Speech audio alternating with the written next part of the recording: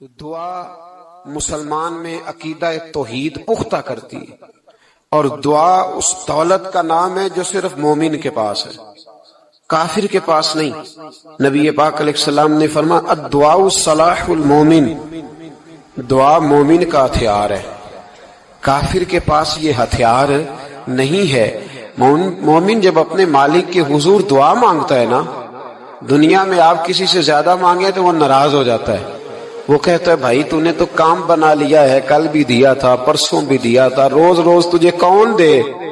میرے نبی پاک علیہ السلام نے فرمایا جو اپنے رب سے زیادہ مانگتا ہے رب اس سے زیادہ راضی ہوتا ہے، زیادہ راضی ہوتا ہے۔ اب دعا مخصوص اوقات نہیں دعا کے، فرمایا اذا دعان، جب بھی دعا مانگو گے تمہارا رب تمہاری دعا کو، جب بھی دعا تو دعا کرتے رہنا چاہیے، ہر وقت دعا میں بندہ شامل رہے، اللہ کے ذکر میں شامل۔ یہ جو قرآن مجید نے کہا نا یا ایھا الذین آمنوا اذکروا اللہ ذکرا کثیرا، اے ایمان والو اپنے رب کا ذکر کثرت سے کرو، وسبحوہ بکرۃ واصیلا، اور صبح و شام اسی کی پاکی بیان کرو۔ تو اس سے مراد یہ نہیں ہے کہ تسبیح لے کے سارا دن مسجد میں بیٹھے رہو اور کام کوئی نہ کرو، بلکہ اس کا مطلب یہ ہے کہ روٹی شروع کرو تو اللہ کے نام سے، اختتام کرو تو اللہ کے نام، سو جاؤ تو رب کا نام لے کے، سویرے اٹھو تو اللہ کا نام لے کے، جب تمہیں کوئی چیز اچھی لگے تو ماشاءاللہ کہو، جب کوئی مصیبت آئے تو کہو انا للہ و انا الیہ راجعون۔ تو سارا دن اللہ کا ذکر جاری رہے گا۔ نبی پاک صلی اللہ علیہ وسلم نے مسلمان کو ایک دوسرے سے ملنے کا طریقہ بتایا۔ مصیبت آئے تو کیا کہنا ہے؟ صرف فوت کی پہ نہیں کہنا، اس کی وضاحت کر دو۔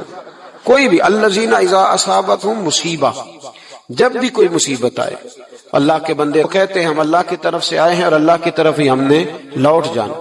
تو میرے عزیز ہر وقت اللہ کا ذکر جاری رہے گا، ہر وقت زبان پہ رب کریم کا۔ دیکھیں نا نبی پاک علیہ السلام نے ہمیں ملاقات کا طریقہ بتایا۔ ایک صحابی آئے تو انہوں نے آ کے کہا السلام علیکم، نبی پاک علیہ السلام نے فرمایا رب تعالیٰ نے اسے 10 نیکیاں عطا فرمائی ہیں۔ دوسرے آئے تو انہوں نے کہا السلام علیکم ورحمۃ اللہ، تو محبوب فرمانے لگے، امام بہقی نے اس کو لکھا ہے، محبوب فرمانے لگے رب کریم نے اسے 20 نیکیاں عطا فرمائی۔ ایک اور آئے، عرض کیا السلام علیکم ورحمۃ اللہ وبرکاتہ، محبوب فرمانے لگے اللہ نے اسے 30 نیکیاں عطا فرمائی۔ اچھا اس کا مطلب کیا ہے؟ السلام علیکم، تم پر سلامتی ہو، سادہ ترجمہ یہ ہے کہ تم سلامت رہو، تم سلامت رہو، ورحمت اللہ وبرکاتہ، تم پر اللہ کی رحمت بھی ہو اور اس کی برکتیں بھی ہو۔ وہ کیا کہتا ہے؟ وہ کہتا ہے وعلیکم السلام، تم پر بھی سلامتی ہو، ورحمت اللہ وبرکاتہ، اللہ کی رحمت ہو اور اس کی۔ یہ جو مسنون دعائیں ہیں نا جو حضور نے ہمیں دعائیں سکھائی ہر موقع پہ، ان کا کمال دیکھیے۔ اب ایک مسلمان نے آتے کہا السلام علیکم، اس کا مطلب کیا ہے؟ تم پر۔ اب وہ جھگڑا کرے گا اسے مارے گا، اس کا مال چھینے گا؟ اس نے تو آتے ہی کہا تم پر سلامتی ہو۔ تو جو سلامتی کی دعا دینے والے ہیں وہ جیب تھوڑی کاٹیں گے، وہ غبن تھوڑی کریں گے، ڈاکہ تھوڑا ڈالیں گے۔ اسلام نے لفظ ہی وہ سکھایا ہے کہ فرمایا جب تم نے ملنا ہے تو تم نے دعائیں کرنی ہے ایک دوسرے کے لیے۔ اب ہمارے ہاں نئے نئے لفظ آ گئے، ٹیلی فون اٹھایا تو کہا ہیلو، اس کا کیا ترجمہ ہے؟ کون ہے؟ اس کا کیا ترجمہ ہے؟ جی جناب، اس کا کیا مطلب؟ ہم نے دیکھا بڑے بڑے سمجھدار لوگ السلام علیکم کی بجائے کہتے ہیں کیا حال ہے؟ بھائی کیا عجیب بات ہے، بھائی کیا حال ہے کا کیا مطلب ہوا؟ وہ بعد میں کرنے کی بات ہے۔ اور کچھ تھوڑا سا جو ادیب ہیں جو بیچارے حروف کے پیچ و تاب میں رہتے ہیں وہ کہتے ہیں آداب عرض ہے۔ وہ کیا ہوتا ہے جی؟ اسلام نے دعا سکھائی ہے السلام علیکم، یہ کتنی خوبصورت دعا ہے۔ جب آپ گھر کے اندر داخل ہوئے تو آپ نے دعا دی السلام علیکم، یہ دعا دی آپ۔ ایک صحابی حاضر خدمت ہوئے، عرض کی یا رسول اللہ صلی اللہ علیہ وسلم میرے گھر میں غربت رہتی ہے، کیا کروں؟ نبی پاک علیہ السلام نے فرمایا جب بھی گھر جایا کرنا گھر والوں سے سلام لیا کر، گھر والوں سے کیا کہا کر؟ السلام علیکم، جب بھی گھر جائے۔ یعنی گھر آیا، اب گھر والوں نے بتایا کہ ماچس کی ڈبیا تو لے آؤ۔ اب یہ دکان کونے پہ تھی گھر والے پہ، وہاں سے ماچس کی ڈبیا لے کے واپس گیا تو کہنے لگا السلام علیکم. پھر گھر والوں نے کہا ہو بتانا یاد ہی نہیں رہا, چینی بھی ختم ہو گئی ہے. تو یہ پھر گیا چینی لینے, لوٹ کے آیا تو کیا کہا, جب اللہ چاہتا ہے تو کہے, جب اللہ کے رسول چاہتے ہیں تو کہے. اس کا ترجمہ یہ ہے کہ تو کہہ, تو سلام لے. اللہ رسول چاہ رہے ہیں کہ تو سلام لے تاکہ تیرے گھر میں سلامتیاں ڈال دی جائیں. تو فرمایا سلام لینی ہے تو نے, اور ساتھ تو نے اس طرح کرنا ہے کہ 3 دفعہ سورۃ اخلاص کو پڑھنا ہے. امام قرطبی نے اس کو لکھا ہے. اس نے کہا حضور غربت بڑی ہے. غربت بڑی ہے تو کہ وظیفہ بتائیں. فرمایا جب بھی گھر جاؤ سلام لو اور 3 دفعہ سورۃ اخلاص پڑھو. وہ صحابی کہتے ہیں میں پکا ہو گیا. اب وہ کچھ دنوں کے بعد, کچھ عرصے کے بعد, کچھ مہینوں کے بعد واپس آئے تو صحابہ کرام علیہم رضوان فرماتے ہیں ہماری خواہش تھی کہ یہ کچھ بیان کرے, اب بتائے جو وظیفہ لے کے گیا تھا اس کا ریزلٹ کیا نکلا. کہتے اس نے بڑی حیرت انگیز بات کی, حیرت انگیز عجیب انداز میں. کچھ لوگوں کا دل ہوتا ہے نا کہ مجھے ملے میرے پڑوسی کو نہ ملے, اور کچھ کا دل ہوتا ہے یار مجھے بھی ملا ہے اور الحمدللہ میرے پڑوسی کو ملا ہے. تو صحابی جب حاضر ہوئے تو صحابہ کہتے ہیں ہمیں تجسس تھا کہ یہ کچھ بتائیں. تو حضور نے فرمایا کیا حال ہے تیرا. کہا یا رسول اللہ کمال ہی ہو گئی ہے حضور, میں جب بھی گھر جاتا ہوں سلام لیتا ہوں اور 3 دفعہ سورۃ اخلاص پڑھتا ہوں. میں تو امیر ہو ہی گیا ہوں, میرے تو ہمسائے بھی امیر ہو گئے. کتنا پیارا ہے یہ جملہ, کتنا حسن ہے. اتنا اچھا لفظ کسی اور کے پاس ہے ہی نہیں جو الفاظ ہمیں ہمارے رسول نے عطا فرمایا. اس کو اپنائیے, اس کو اپنائیے. یہ الگ بات ہے کہ لوگ مطلب کے لیے سلوٹ کر لیتے ہیں بڑا سارا, لیکن مطلب کے لیے نہیں. جس کو جانے اس سے بھی سلام لیں, جس مسلمان کو نہیں جانتے اس سے بھی. تو نبی پاک نے ہمیں مسنون دعائیں سکھائیں.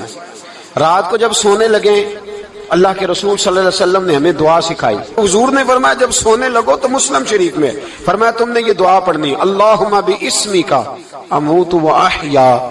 تم نے کہنا اے اللہ میں تیرے نام پر مرتا ہوں اور تیرے نام پر جیتا ہوں.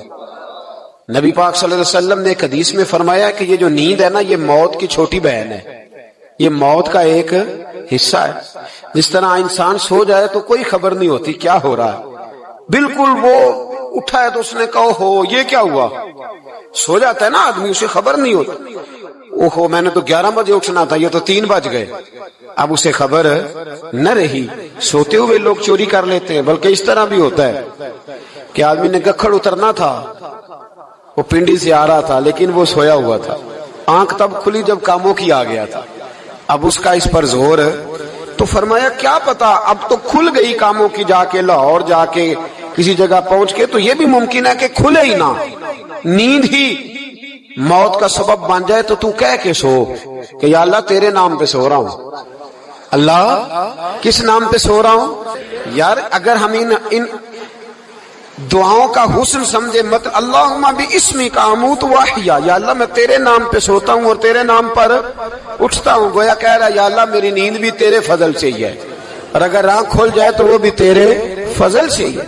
کتنا اعلیٰ نبی پاک علیہ السلام نے انداز سکھایا. اور پھر بخاری شریف میں حدیث موجود ہے, فرمایا جب اٹھو تو کہو الحمدللہ الذی احیانا بعد ما اماتنا والیہ النشور.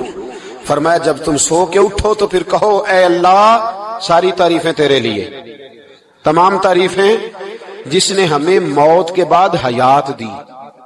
موت کے بعد فرمایا احیانا بعد ما اماتنا, ہمیں مرنے کے بعد گویا اللہ کا شکر ادا کر کے آنکھ کھل گئی. دیکھیں کس طرح اسلام مسلمان کو اللہ کے ساتھ جوڑتا ہے. فرمایا شکر کر, آنکھ کھل گئی. کہ یا اللہ تیرا شکر ہے تو نے موت کے بعد ہمیں دوبارہ حیات عطا فرمائی, یہ شکر ادا کرو. گویا تم یہ نہ کہنا کہ میں اٹھ گیا ہوں تو میرا کمال ہے, یہ نہ سمجھنا میں اٹھ گیا ہوں تو میں بڑا پابند ہوں. جب میں ارادہ کر لوں کہ میں نے 11 بجے اٹھنا ہے تو پھر میں اٹھ جاتا ہوں. یہ نہ کہنا کہ یہ الارم بڑا اچھا ہے, یہ مجھے اٹھا لیتا ہے. ذہن کے اندر خیال کر کہ نیند تو موت کی طرح تھی, یہ جو میں اٹھ گیا ہوں تو اپنے رب کے فضل سے اٹھا ہوں. جو میں اٹھ گیا ہوں, جو ابھی اٹھے ہیں وہ تو بول دینا کم از کم کہ میں اپنے رب کے فضل سے اٹھ گیا. تو دعا سکھائی. پھر دیکھیے نبی پاک صلی اللہ علیہ وسلم نے فرمایا جب تم بیت الخلاء میں جاتے ہو نا, واش روم میں جاتے ہو, تو تو گندی چیزیں ہوتی ہیں وہاں، شیطان ہوتے ہیں، جنات ہوتے ہیں، یہ گندگی پہ ہوتے ہیں۔